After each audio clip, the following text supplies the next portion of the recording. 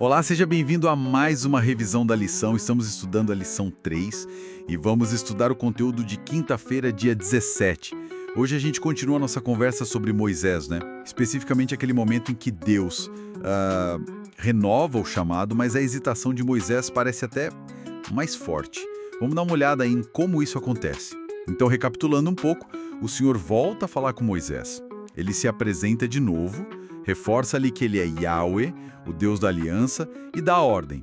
Vai lá falar com o faraó de novo. Isso está lá em Êxodo 6, né? A partir do 28. É uma reafirmação bem forte mesmo, mas a reação de Moisés, olha, é quase a mesma de antes, só que parece que vem com um peso maior, sabe? Sim. Ele pergunta, como é que faraó vai me ouvir? Isso está no versículo 30. E não é só humildade, eu acho. Tem mais coisa aí, né? Tem. A gente precisa lembrar do que já vimos na lição, né? Que o próprio povo dele, os hebreus, não quiseram ouvir Moisés antes. Lembra? Por causa da angústia de espírito da dura servidão. Verdade. Ser rejeitado assim pelo próprio povo, nossa, isso deve ter sido muito, muito desanimador para ele.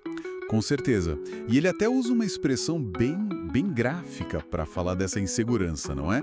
Aquela dos lábios incircuncisos. Exato. Em 6.12 e de novo no 30. É muito forte. Soa quase como, sei lá, uma incapacidade total de se comunicar. Bem parecido com o que ele já tinha dito antes, né? Ser pesado de boca, pesado de língua. É uma visão de si mesmo como incapaz que parece bem funda. Exatamente. E o fascinante para mim é como Deus responde a isso. Não vem uma bronca, tipo, cadê sua fé, Moisés? Não, vem uma solução bem prática e cheia de misericórdia, eu diria. Que é? Deus simplesmente designa Arão, o irmão de Moisés, para ser o porta-voz dele. Isso está lá em Êxodo 7, versículos 1 e 2. E a dinâmica que Deus estabelece é incrível, olha só. Moisés vai ser como Deus pro faraó. A fonte da mensagem, digamos assim. Isso. E Arão vai ser o profeta de Moisés, ou seja, aquele que fala por ele. Interessante. Isso dá uma definição muito prática do que é ser um profeta, né? Sim. Alguém que fala por Deus, que transmite a palavra dele. Do mesmo jeito que Arão ia falar o que Moisés dissesse. Sai direto da história essa definição. Bem funcional. Precisamente.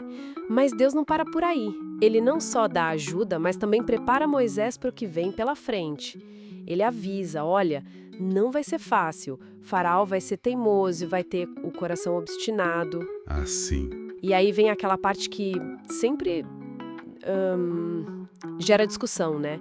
Em Êxodo 7.3, quando Deus diz que ele mesmo vai endurecer o coração do faraó. Essa parte é complexa. Parece ir contra a ideia de dar uma chance, né? Mas o texto explica por que Deus faria isso, qual o propósito. Explica, sim. O propósito fica claro logo em seguida. É que apesar dessa resistência toda, apesar do conflito que viria, o resultado final seria um só. A glória de Deus seria manifesta, de um jeito que ninguém pudesse negar. Ah, entendi. Deus mesmo diz, os egípcios saberão que eu sou o Senhor. Está lá no versículo 5. Quer dizer, mesmo com o faraó batendo o pé, a soberania, o poder de Deus iam ficar evidentes para todo mundo ver. Faz sentido. Isso deve ter sido um baita lembrete para Moisés, né?